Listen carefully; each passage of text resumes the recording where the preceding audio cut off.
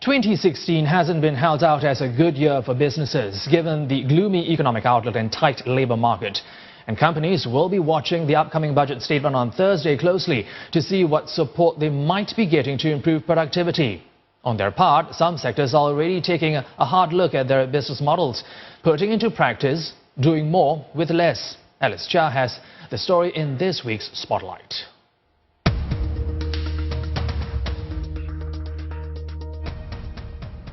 Measured by the value added in terms of GDP divided by the actual hours worked.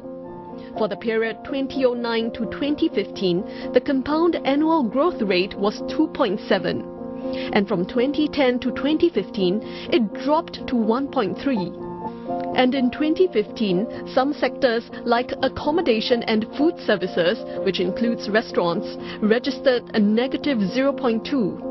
and it's negative 1.4 for business services, which includes security companies. This prompted 49-year-old Alan Chua, whose security firm employs about 50 guards, to take a hard look at his business model. If mindset and method don't change, take for example, if the mindset is always that every building might have physical guards, and then nobody want to put in the effort to look at whether that physical guard is needed in the first place or not, we are able to use advanced system to sort of replace the need of having a physical man around the premises. Mr. Chua has invested more than $1 million in technological upgrades. They include a surveillance and control system in this customized vehicle, which is used for security services at night. And this is the vehicle where the security guards are stationed. It's usually parked near the buildings that they're monitoring. And inside, the guards can survey the premises of the buildings through these screens, which are linked to CCTV cameras in the buildings. The computer system will also sound an alarm if there are intruders. The guards can then respond immediately and be on site within 10 to 15 minutes.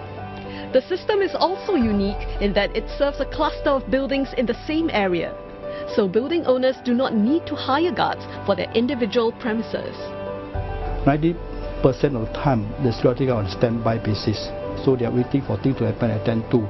So with this concept, if let's say every building got one guard standing by for things to happen, we must well pull out the standby guard and put into a common platform like our vehicle.